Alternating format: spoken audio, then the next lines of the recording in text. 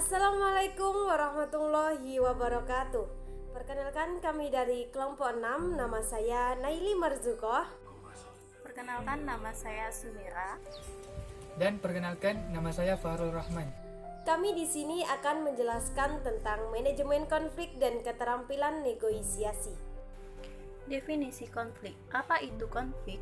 Menurut Takwiri, konflik merupakan suatu warisan kehidupan sosial dalam berbagai bentuk keadaan akibat bangkitnya keadaan ketidaksetujuan, kontroversi, dan pertentangan di antara dua pihak atau lebih secara berterusan. Selanjutnya, transisi dalam pemikiran konflik. Terdapat 3 perspektif di dalam perkembangan pemikiran tentang konflik, diantaranya yaitu yang pertama, pandangan tradisional. Pandangan tradisional ini berpendapat bahwa konflik harus dihindari karena akan menimbulkan kerugian.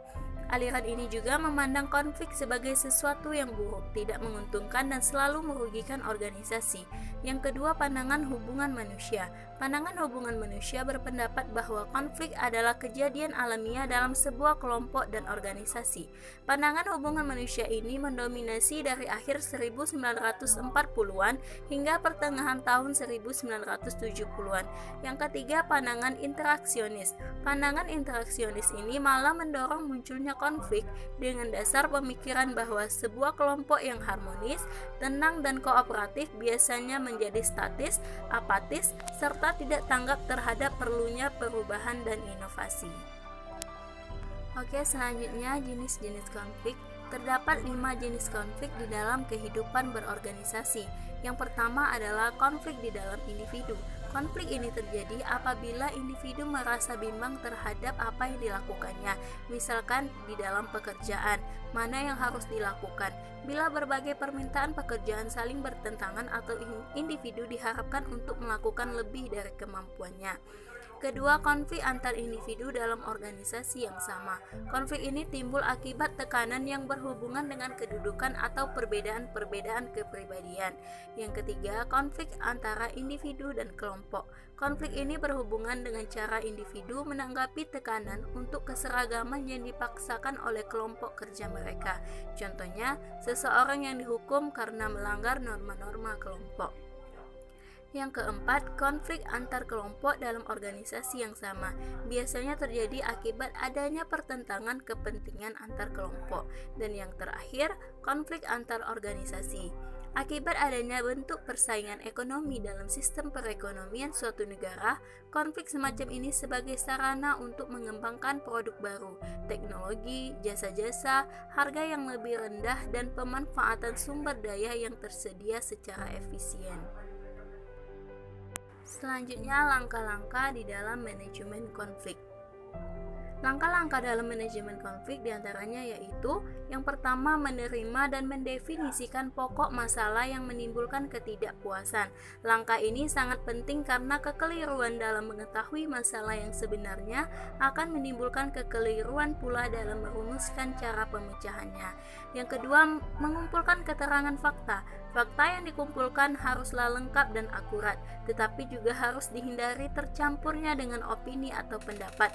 Opini atau pendapat sudah dimasuki unsur subjektif, oleh karena itu, pengumpulan fakta haruslah dilakukan dengan hati-hati. Yang ketiga, menganalisis dan memutuskan. Dengan diketahuinya masalah dan terkumpulnya data, manajemen haruslah mulai melakukan evaluasi terhadap keadaan. Seringkali dari hasil analisa bisa mendapatkan berbagai alternatif pemecahan. Yang keempat, memberikan jawaban.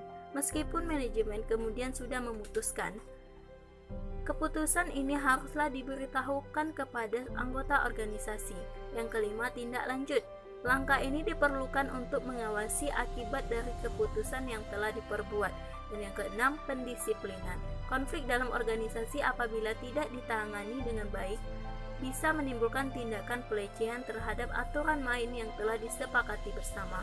Oleh karena itu, pelecehan ataupun pelanggaran terhadap peraturan permainan, peraturan organisasi maksudnya, haruslah dikenai tindakan pendisiplinan agar peraturan tersebut memiliki wibawa. Oke, selanjutnya Hubungan konflik organisasi dengan kinerja. Sumber daya manusia tidak menjadi suatu hal baru pada situasi perusahaan atau organisasi, karena sumber daya manusia adalah salah satu perihal yang berarti untuk membawa kesuksesan suatu organisasi.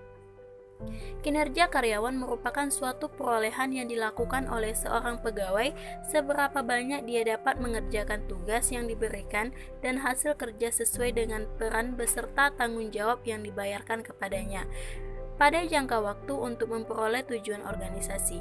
Seseorang pegawai dikatakan mempunyai kinerja yang baik apabila kewajiban kerja yang ditetapkan terlaksana.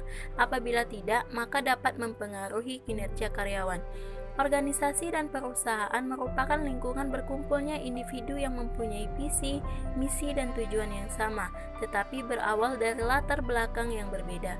Hubungan antara satu individu dengan individu yang lainnya bisa menimbulkan perbedaan individu dalam hal sikap, nilai-nilai, kebutuhan, kepribadian, dan keyakinan, pemahaman, ataupun pendapat.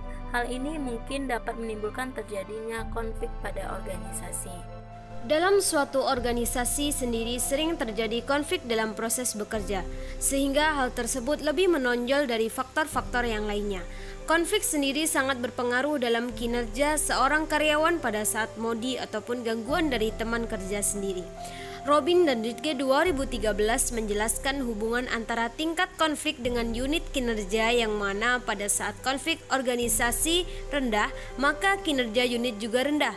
Kemudian ketika konflik meningkat, maka akan meningkatkan kinerja dan demikian seterusnya.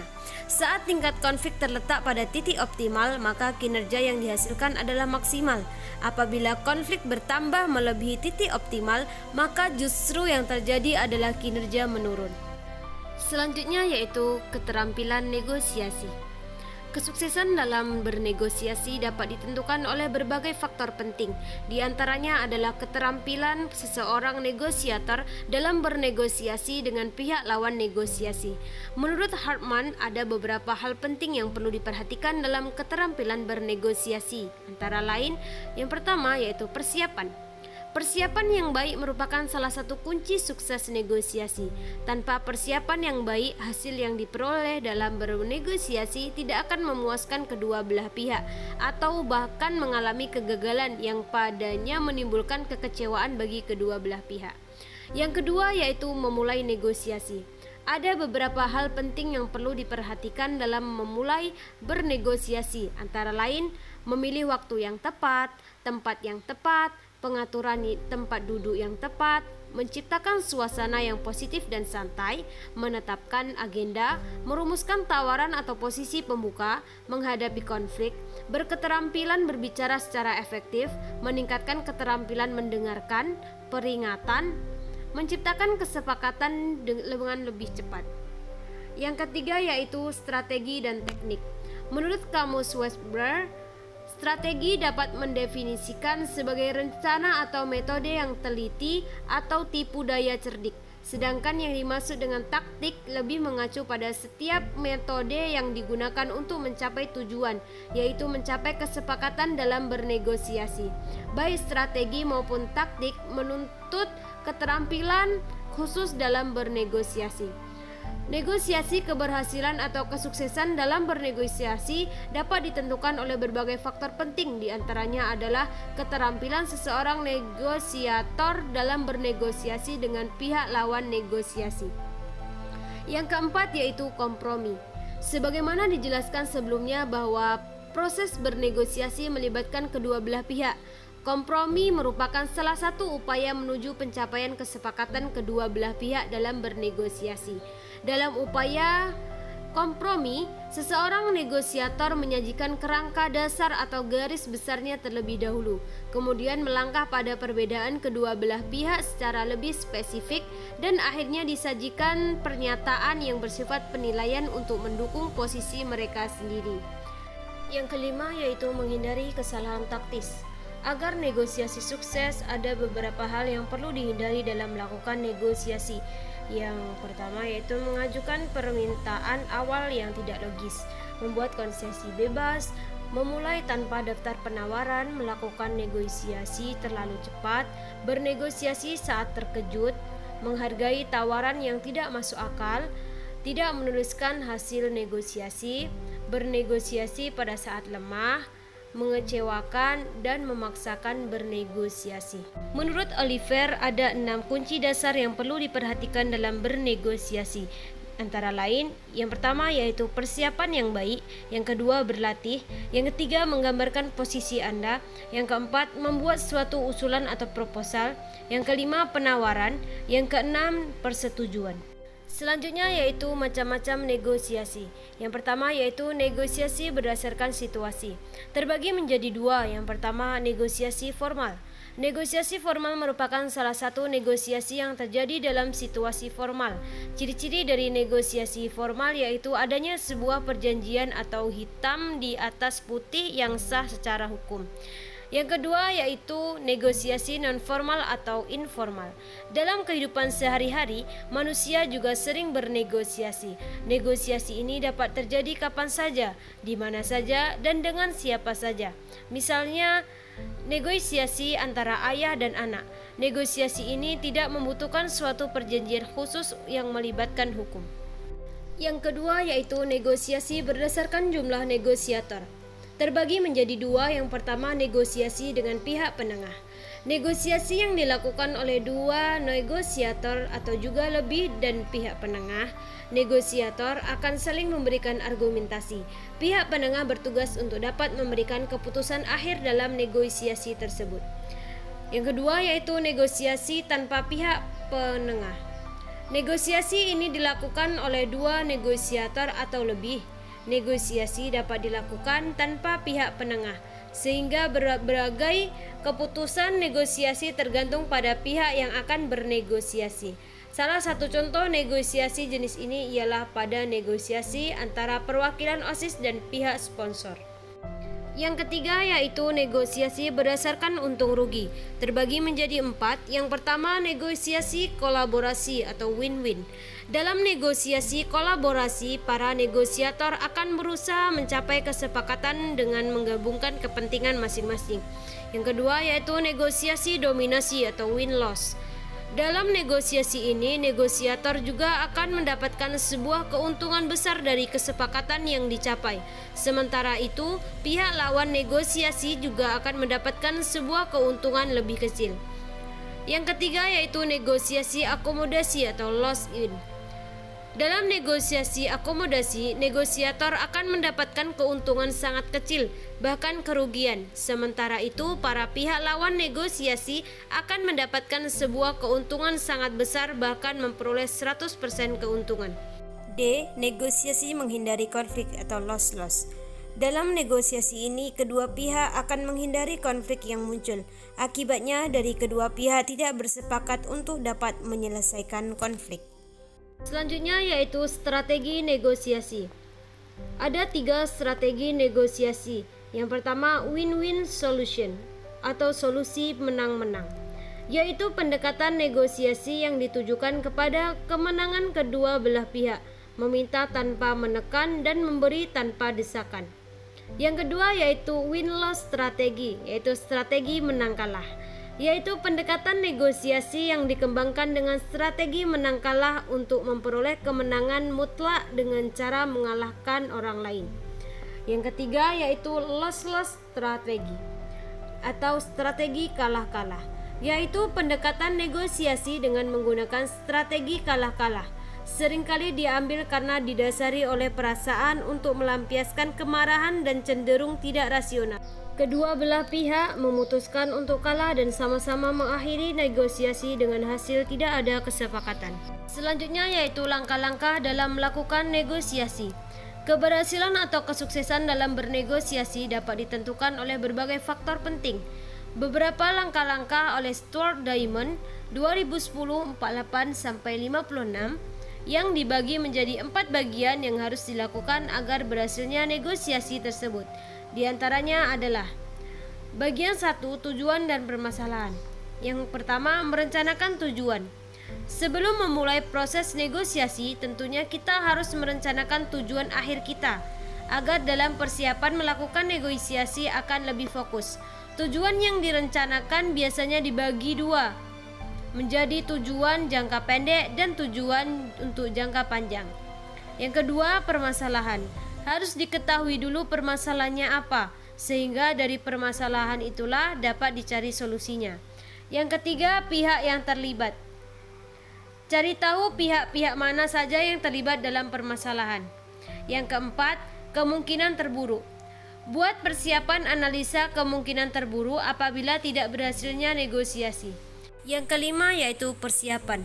Dibuat perkiraan waktu yang dibutuhkan, persiapan yang berhubungan, dan cari tahu siapa saja yang memiliki informasi lebih untuk persiapan membuat strategi negosiasi. Bagian 2, analis situasi. Yang pertama, keinginan atau ketertarikan. Analisa apa saja yang menjadi keinginan kedua belah pihak, nilai mana yang tidak setara dan menyebabkan konflik. Yang kedua, persepsi. Persepsi masing-masing pihak tentang lawannya. 3. Komunikasi. Bagaimana hubungan kedua belah pihak. Yang keempat, standar. Yang kelima, menguji kembali tujuan. Kenapa harus mengatakan iya maupun tidak pada keinginan kedua belah pihak. Bagian 3, pengurangan pilihan atau resiko. Yang pertama, brainstorm. Mencari pilihan-pilihan cara untuk bertemu dengan tujuan dan keinginannya. Temukan jalan yang kira-kira bisa digunakan. Yang kedua, incremental. Menentukan langkah-langkah untuk mengurangi resiko. Yang ketiga, pihak ketiga. Kehadiran pihak ketiga yang berpengaruh dapat membantu dalam melakukan negosiasi. Yang keempat, konsep. Harus ada konsep yang baik untuk membuat visi maupun membuat pertanyaan-pertanyaan untuk ditanyakan. Yang kelima, alternatif. Membuat pilihan-pilihan lain dapat membantu saat melakukan negosiasi. Bagian 4, aksi. Yang pertama, prioritas utama. Harus dibuat prioritas utama agar tidak kehilangan semua tujuan. Yang kedua, wo present. Persiapkan bagaimana cara membawakan negosiasi dan kepada siapa negosiasi tersebut ditujukan. Yang ketiga, proses. Buat agenda, deadline, dan manajemen waktu untuk negosiasi ini agar waktunya tepat dan tidak ada kerugian lain yang muncul dalam prosesnya. Yang keempat, komitmen. Kesepakatan yang harus disetujui oleh kedua belah pihak. Yang kelima yaitu langkah berikutnya. Tahapan berikutnya yang harus dilakukan kedua belah pihak. Faktor yang mempengaruhi negosiasi. Miguel 2004 mengatakan terdapat 3 faktor utama dalam kemampuan negosiasi yang baik, yaitu A. Patience adalah negosiator yang baik menyadari bahwa negosiasi membutuhkan proses, termasuk di dalamnya untuk menghilangkan sekat di antara kedua pihak dan bukan merupakan hasil instan. B. Self-confidence, yaitu negosiator yang baik menyadari bahwa dengan memiliki kepercayaan diri berarti memiliki pula keyakinan akan kemampuannya untuk mencapai keberhasilan negosiasi. C. Communication skill, yaitu negosiator yang baik menyadari bahwa dengan melibatkan dua pihak, negosiasi membutuhkan kemampuan komunikasi yang baik agar mampu menangkap pesan secara efektif. K. Negosiasi menggunakan pihak ketiga. Terdapat 3 peran dasar dari pihak ketiga: mediator, arbitrator, dan konsiliator. Seorang mediator adalah pihak ketiga yang netral yang memfasilitasi solusi yang dinegosiasikan dengan menggunakan alternatif pertimbangan, bujukan, saran, dan sebagainya. Pada media atau digunakan secara luas dalam negosiasi tenaga kerja, manajemen, dalam pertingkaian di pengadilan sipil. Persepsi dari mediator juga penting agar menjadi efektif. Mediator harus dipandang sebagai pihak yang netral dan tidak memaksa. Seorang arbitrator adalah seorang pihak ketiga dengan otoritas untuk mendikte perjanjian. Arbitrase dapat secara sukarela diminta oleh para pihak atau yang diwajibkan dipaksa terhadap para pihak oleh undang-undang atau kontrak. L. Implikasi bagi manajerial. Konflik akan selalu ditemukan manajer dalam sebagai situasi. Oleh sebab itu, manajer dapat menggunakan strategi-strategi dalam mengatasi konflik dalam organisasi, yaitu A. Kompetisi strategi ini dapat digunakan ketika membutuhkan pengambilan keputusan yang cepat, persoalan yang penting, perlu menerapkan kebijakan yang tidak populer, persoalan vital menyangkut keselamatan organisasi. B.